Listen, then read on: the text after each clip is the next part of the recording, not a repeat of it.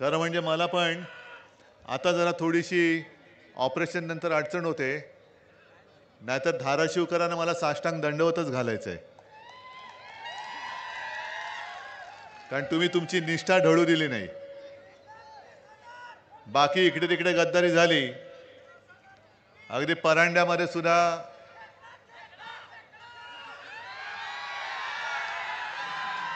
आता यावेळेला त्याला करायचा वाकडा. पण मला ओमदादा काय, आपला कैलास काय, अभिमान आहे, अभिमान आहे आणि कौतुक आहे की त्यांनी आपल्या धाराशिवच्या नावाला कलंक लागू दिला नाही. आणि तसं पाहिलं तर कैलासला पण घेऊन चालले होते, पण जाता जाता तुम्हाला सतत संपर्क करत होता. आता कैलास लहान आहे म्हणून मी आरुतुरे बोलतो, दोन्ही मुलंच आहेत, ओमदादा काय किंवा कैलास काय. आणि कसा आला काय आला हे त्यांनी तुम्हाला सांगितलेलं आहे. पण तसं पाहिलं तर हा सोन्याच्या लंकेपर्यंत पोहोचला होता, पण लंकेमध्ये गेला नाही. कारण त्याला माहिती होतं की सोन्याची असली तरी रावणाची लंका आहे, आणि रावणाची लंका जाळण्यासाठी शिवसेना मशाल हातात घेणार आहे.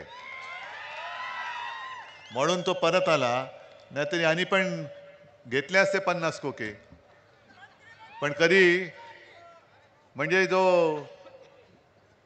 असाच जो काय माल असतो तो विकला जातो, पण निष्ठा कधी विकली जाऊ शकत नाही आणि निष्ठा कोणी विकत घेऊ शकत नाही.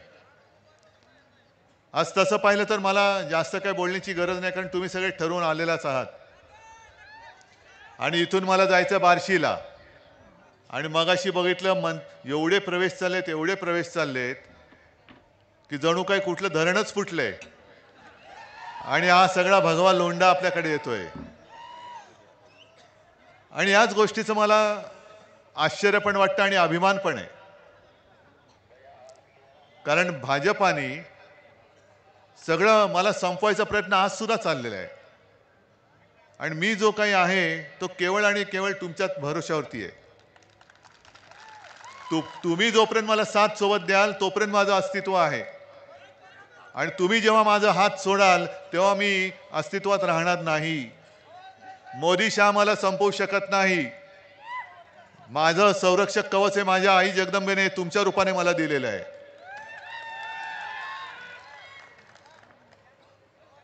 आता निवडणुका जवळ आल्यानंतर यांचे दौरे वाढतायत, एक एक थापा सुरू झालेले आहेत. आपण आपला वचननामा दिलेला आहे, महाविकास आघाडीचा सुद्धा जाहीरनामा प्रसिद्ध झालेला आहे आणि महायुतीचा जुमलानामा प्रसिद्ध झालेला आहे. हा थापानामा आहे, जुमलानामा आहे.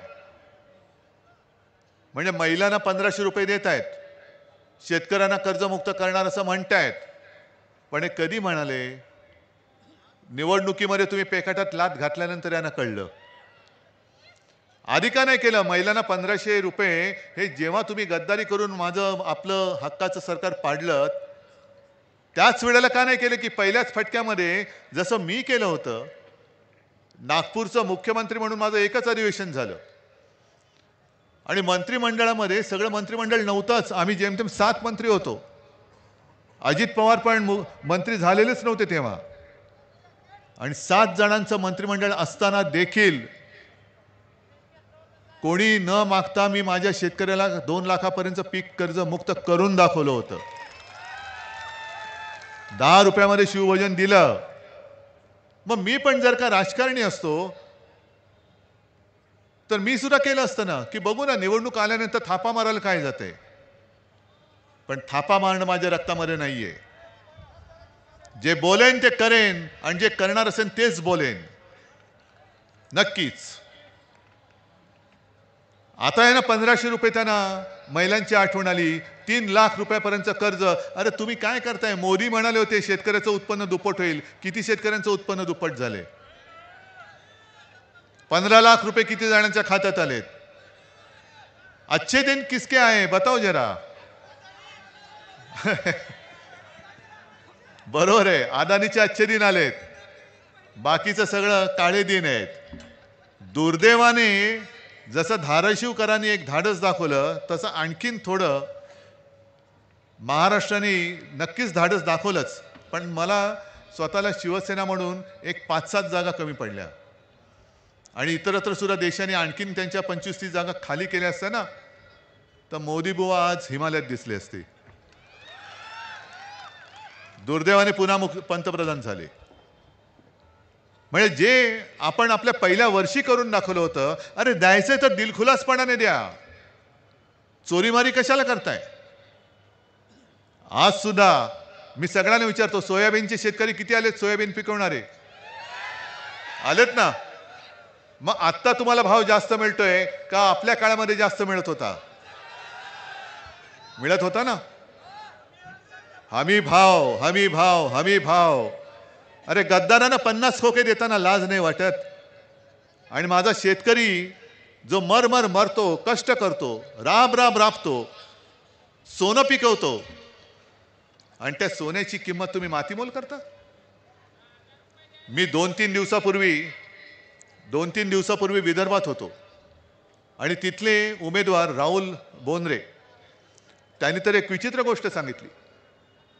त्यांनी सांगले की तिथल्या पालिकेने कचरा उचलायचं टेंडर काढलेलं आहे आणि टेंडर कसं काढले, कचरा उचलायचं 1 किलो कचरा उचलला तर 35 रुपये.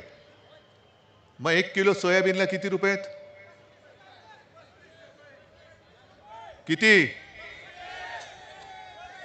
25. मग कचऱ्याला भाव जास्त आहे का सोयाबीनला? कचऱ्याला आहे ना. मग आता शेतकऱ्यांनी काय कचरा पिकवायचा? मग एक काम करू, जर कचऱ्याला भाव मिळतोय तर सगळा कचरा गोळा करा. म्हणजे इथे टेंडर नाही काढलं, मी तिथे सांगितलं की सगळा कचरा गोळा करा आणि नेऊन ठेवा जिल्हाधिकाऱ्याकडे, दे पैसे. सोयाबीनचा भाव नाही देत ना, मग तुझा जो भाव आहे तोच भाव कचऱ्याचा आहे. यांचा कचरा करून टाका एकदा. यांचा कचरा केल्याशिवाय जागे नाही होणार. पण आता तुमची निवडणूक आल्यानंतर ज्या विषयावरती मी बोलतोय की सोयाबीनला हमी भाव मी देऊन दाखवतो ना, दिला होता ना पूर्वी. दुधाला भाव देतो ना.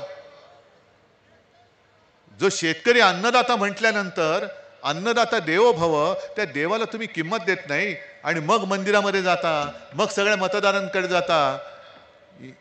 हे नाटक आता बंद केलं पाहिजे. हे थोतांड आहे. आपण जे काही ठरवलेलं आहे की आपलं सरकार आल्यानंतर आपण परत एकदा शेतकऱ्यांना कर्जमुक्त करणार आहोत. शेतकऱ्याला हमी भाव तर देणारच आहोत. शेतकऱ्यांना हमी भाव तर देणारच आहोत. पण त्याच बरोबरीने शेतकऱ्याचं एकही रुपया नुकसान होऊ न देता आपण जीवनावश्यक 5 वस्तूंचे भाव हे स्थिर ठेवून दाखवणार म्हणजे दाखवणारच. कारण आता हे जे दाढीवाले फिरतात मिंदे, गद्दार, अरे त्यांच्याकडे उमेदवार पण नाहीत. उमेदवार देवेंद्र फडणवीसचा घेऊन आपल्या समोर उभा केलेला आहे. का? तर तुमच्या मनामध्ये संभ्रम निर्माण झाला पाहिजे. पण एकदा तुम्ही मशाल जिंकून दाखवलेली आहे. मशाल अजून सुद्धा धगधगती आहे. हे बोगस जे आलेले आहे तो ते भ्रष्ट कारभार जाळून टाकणारी शिवसेनेची मशाल आहे.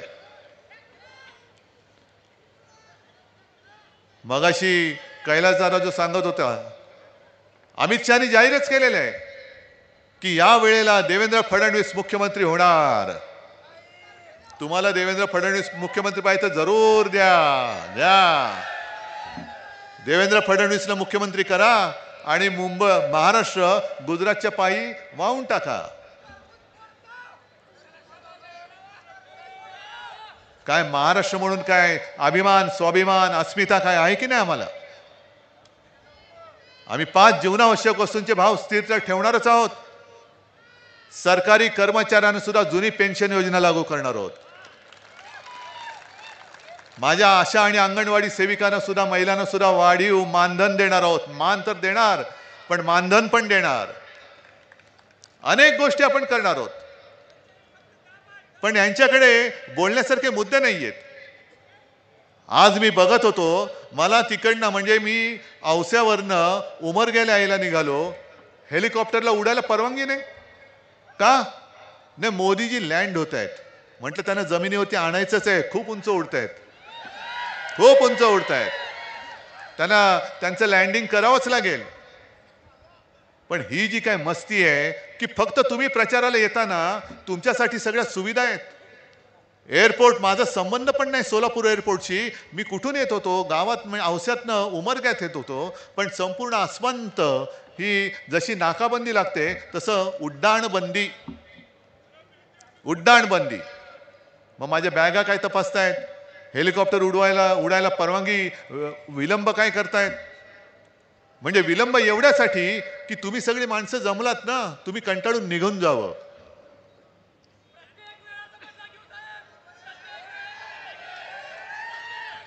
तुम्ही निघून जावं. पण मोदीजींचं आजचं भाषण कोणी दाखवलंच नाही असं म्हणतात. कोणीच दाखवलं नाही. मग त्यांच्या 4 दिवस आधी अमित शहा तिकडे आले होते विदर्भामध्ये. मग त्यांना काही प्रश्न विचारले, लोकांचे प्रश्न विचारले तर भडकतात असं मी ऐकलंय.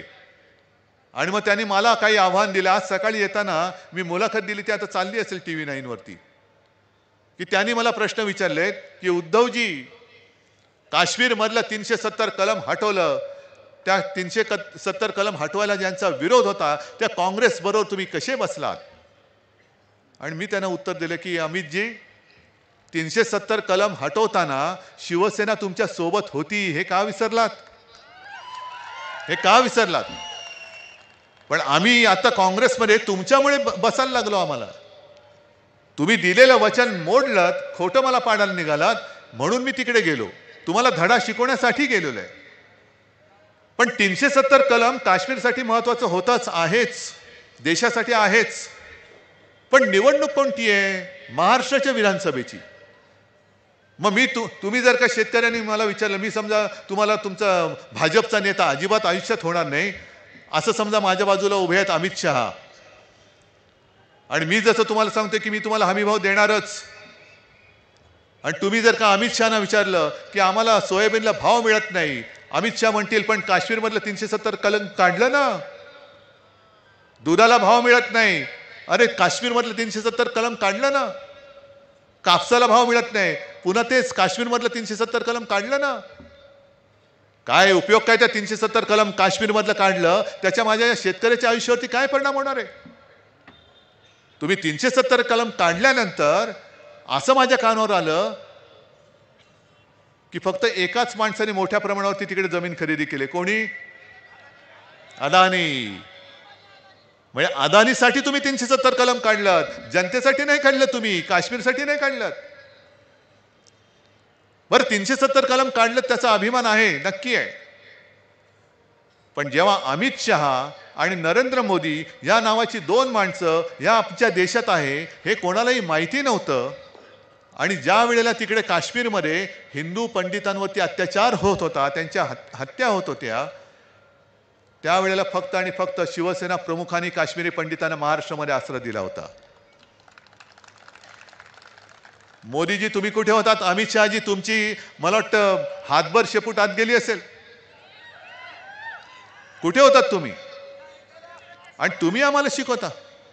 बरं 370 कलम काढल्यानंतर जे काही काश्मीरी पंडित निर्वासिताचं जिणं जगात देशभर पसरले होते, ज्यांना हक्काचं घर शिवसेनेनी, शिवसेना प्रमुखांनी महाराष्ट्रामध्ये दिलं, त्यांच्यापैकी किती जणांना तुम्ही परत नेऊ शकलात? सांगता काय? मग काहीतरी वेगळे मुद्दे काढायचे. मग मध्येच त्यांना कधीतरी बाबासाहेबांचं प्रेम येतं. बाबासाहेब आंबेडकर त्यांची संविधान बदलायला निघालेत. अहो आम्ही हे बोललो होतो लोकसभेच्या वेळेला. आणि तुमचं भाषण लिहिणारा जो कोणी असेल त्याला सांगा, विचारा, किंवा जरा कायद्याची माहिती घ्या. संविधान लोकसभेत बदललं जाऊ शकतं, विधानसभेत नाही. उद्या ग्रामपंचायतीची निवडणूक आल्यानंतर सुद्धा मोदी येतील.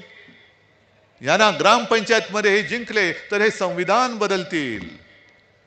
कशाचा काय पत्ता ना, शेंडा ना बुडखा, नुसती मतं मागतायत. मग मी बाबासाहेबांवरनं आणखीन एक प्रश्न मिंद्यांसकट सगळ्या जणांना त्या विचारतोय महायुतीतल्या, की नुकताच काही 1-2 महिन्यापूर्वी आपल्या राज्याचा अल्पसंख्याक आयोग त्यांनी जाहीर केला. चांगली गोष्ट आहे, करायलाच पाहिजे होता. आणि अल्पसंख्याक आयोगमध्ये साधारणतः जे सगळे अल्पसंख्याक आहेत, साहजिकच आहेत, मुसलमान आहेत, जैन आहेत, पारशी आहेत, बौद्ध सुद्धा आहेत, ख्रिश्चन्स पण आहेत, जे जे असतील मला पूर्ण माहिती नाहीये. त्यांचे कोणी ना कोणीतरी प्रतिनिधी त्या आयोगामध्ये घेणं हे क्रमप्राप्त असतं. मग मी सहज काल माहिती घेतली की किती याच्यामध्ये कोण कोण आहेत. त्याच्यामध्ये एक सुद्धा बौद्ध समाजाचा, आंबेडकरी विचाराचा एक सुद्धा माणूस का घेतला नाही, तिकडे एक सुद्धा नाव का नाही, हे पहिलं सांगा आणि मग बाबासाहेबांचं महत्व तुम्ही आम्हाला सांगा. या सगळ्या खोट्या गोष्टी करायच्या, म्हणजे स्वतःचं ठेवायचं झाकून आणि आमचं पाहायचं वाकून. देवेंद्र फडणवीस काय म्हणाले आम्हाला, म्हणजे काल त्यांनी मुंबईमध्ये एक सभा घेतली. कुठे घेतली सभा? तिकडे वर्सोवा आणि अंधेरी. आणि काय म्हणाले, औरंग्याच्या कबरीवरती फुलं वाहणाऱ्यांनी कोणी वाहिली फुलं? आणि वर्सोव्यामध्ये मी मुद्दामून सांगतो की आपण एक उमेदवार दिलेला आहे, त्याचं नाव आहे हरून खान. मुसलमान आहे पण शिवसैनिक आहे. 25-30 वर्ष, किती वर्ष झाली मला माहिती नाही, शिवसैनिक म्हणून काम करतो, उत्तम मराठी बोलतो. त्यांच्या पत्नी नगरसेविका होत्या आणि त्याला पाडण्यासाठी म्हणून देवेंद्र फडणवीस तिकडे गेले आणि काय म्हणाले, जे वोट जिहाद करतायत त्यांच्या विरुद्ध धर्मयुद्ध करा. धर्मयुद्ध? त्या माझ्या शिवसैनिकाच्या विरुद्ध धर्मयुद्ध करताय तुम्ही? देवेंद्रजी, तुम्हाला माहिती नसेल किंवा आठवत नसेल किंवा सोयीप्रमाणे तुम्ही विसरला असाल, 2014 साली आणि 2019 साली आम्ही जेव्हा तुमच्या सोबत होतो आणि मोदीजींसाठी मत मागत होतो, त्याही वेळेला हा माझा शिवसैनिक, शिवसेना प्रमुखांचा शिवसैनिक मोदींसाठी मत मागत होता. तेव्हा तुम्हाला धर्मयुद्ध का नाही दिसलं? म्हणजे माझा उदो उदो करत कोण असेल, देवेंद्रजींचा उदो उदो कोण करत असेल, तो नवाब मलिक असला तरी चालेल, दाऊद असला तरी चालेल, पण तो तुमच्याकडे असला तर तो गुन्हेगार आहे, पापी आहे, देशद्रोही आहे. हे यांचं हिंदुत्व. आणि म्हणून मी जे सांगतो ना की मी भाजपला लाथ मारले, हिंदुत्व मी सोडू शकत नाही, कदापि सोडणार नाही. पण माझं आणि त्यांचं हिंदुत्व फरक जो आहे तो हाच आहे. मी गेल्या लोकसभेलाही सांगितलं होतं, परत एकदा सांगतो की भाजपचं हिंदुत्व हे घर पेटवणारं हिंदुत्व आहे आणि शिवसेनेचं म्हणजे आपलं हिंदुत्व हे घरातली चूल पेटवणारं हिंदुत्व आहे. अरे दाखवा ना, घर पेटवणं सोपं असतं, पण घरातली चूल पेटवून दाखवणं हे फार कठीण असतं. आणि तुम्हाला चूल पेटवता येत नाही म्हणून तुम्ही घरं पेटवताय आणि घरांच्या होळ्या पेटवून तुम्ही तुमच्या पोळ्या भाजताय आणि आम्हाला हिंदुत्व शिकवताय. या अशा अनेक गोष्टी सांगता येतील. यांच्याकडे मी बोललो ना, विचार नाही, काही नाही, काही नाही, काही दिसलं का चोरायचं, दिसलं का चोरायचं, सगळं काही चोर बाजार मांडलेला आहे. आणि सगळ्यात दुर्दैवाची गोष्ट अशी की चोरांच्या प्रचाराला देशाचे पंतप्रधान येत आहेत. देशाचे पंतप्रधान चोराच्या प्रचाराला. म्हणजे नवाब मलिकांचा जो मी उल्लेख केला, नवाब मलिक माझ्या मंत्रिमंडळातले माझे सहकारी होते. का अटक केली होती त्यांना? भाजपने केली होती. केंद्रीय संस्था पाठवून, यंत्रणा पाठवून त्यांना अटक केली होती. कारण दाऊद बरोबर यांचे व्यवहार आहेत. एक पुख्ता सबूत है मेरे पास. देवेंद्र फडणवीसांची ती क्लिप आज सुद्धा माझ्याकडे आहे. आमच्याकडे ठोस पुरावा आहे. मग तो पुरावा कुठे ठोसला तुम्ही? कुठे गेला पुरावा? अजित पवार तुमच्याकडे आले, आल्याबरोबर ती नवाब मलिक बाहेर आले. अजित पवार म्हणतात की नवाब मलिकांचा दाऊदशी संबंध असूच शकत नाही आणि तो माझा अधिकृत उमेदवार आहे, त्याच्या प्रचाराला मी जाणार. मग आता मी बघतोय आता हे कसं चालतं त्यांना. नरेंद्र मोदी जेव्हा मुंबईत प्रचाराला येतील तेव्हा सहकारी पक्ष आज माझ्या सोबत आहेत ना, काँग्रेसचे उमेदवार आहेत, राष्ट्रवादीचे उमेदवार बसले आहेत. सगळ्यांना आपल्याला जिंकून द्यायचंय. मी अभिमानाने सांगतो की हे सगळे महाविकास आघाडीचे उमेदवार जे आहेत, जिथे मशाल असेल तिथे मशाल, हात असेल तिथे हात, आणि तुतारी फुकणारा मावळा असेल तिकडे तुतारी, हे आपले अधिकृत उमेदवार आहेत ना. आहेत ना, सगळ्यांची नावं सगळ्यांना माहिती आहे. हे जिंकून द्यायचे. मग मोदीजी तुम्ही तुमच्या महायुतीतल्या नवाब मलिकांचा प्रचार करणार आहात का? देवेंद्र फडणवीस तुम्ही तुमच्या महायुतीतल्या दुसऱ्या उपमुख्यमंत्र्याच्या पक्षाच्या नवाब मलिकांच्या प्रचाराला जाणार आहात का? आणि नसाल जाणार तर अजित पवारांना विचारतो, ते त्यांच्या तुमच्या प्रचाराला येणार नसतील तरी देखील तुम्ही तिथे शेपूट हलवत बसणार का? हा जो काही सगळा वैचारिक गुंता करून ठेवलेला आहे यांनी, हा गुंता सोडवायचा कोणी?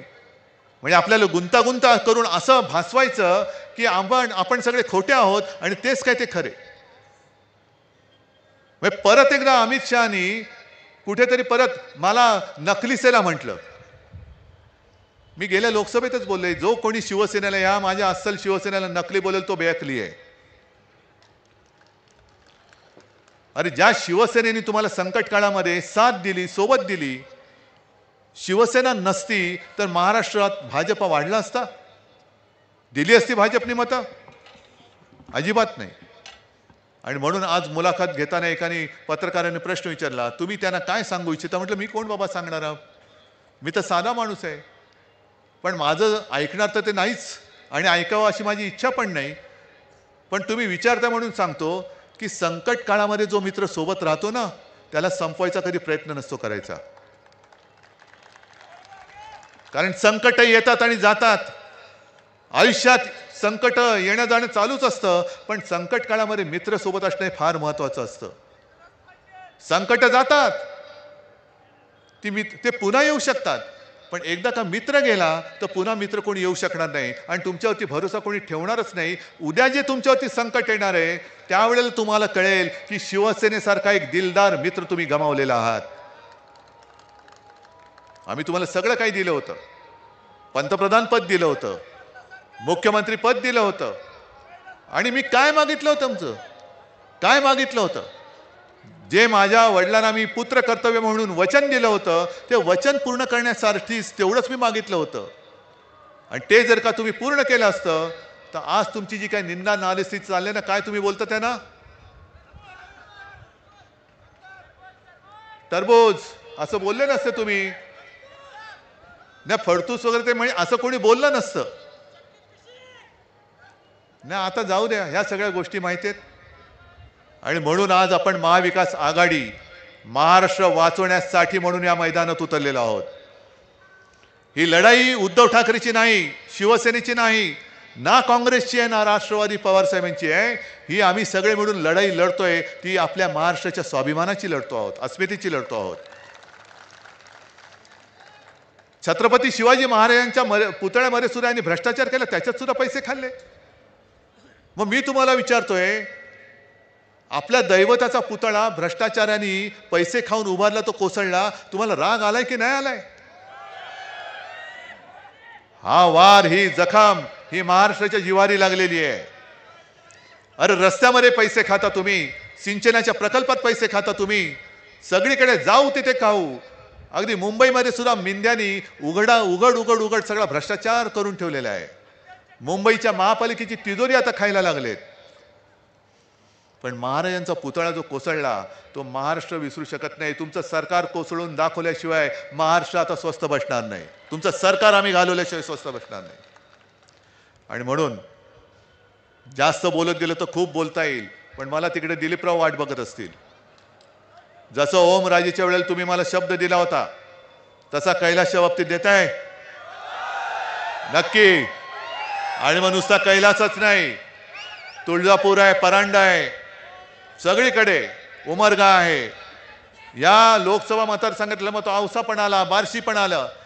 साहीच्या साही मतदारसंघामध्ये मला महाविकास आघाडीचे आमदार हे झालेले पाहिजे म्हणजे पाहिजेच. आणि तुमचा माझ्यावरती विश्वास आहे ना, माझाही तुमच्यावरती आहे. आणि या विश्वासाच्या नात्याला मी आयुष्यात कधीही तडा जाऊ देणार नाही. दुर्दैवाने पुन्हा पंतप्रधान झाले. म्हणजे जे आपण आपल्या पहिल्या वर्षी करून दाखवलं होतं, अरे द्यायचंय तर दिलखुलासपणाने द्या, चोरीमारी कशाला करताय? आज सुद्धा मी सगळ्यांना विचारतो, सोयाबीनचे शेतकरी किती आलेत? सोयाबीन पिकवणारे आलेत ना? मग आत्ता तुम्हाला भाव जास्त मिळतोय का आपल्या काळामध्ये जास्त मिळत होता? मिळत होता ना.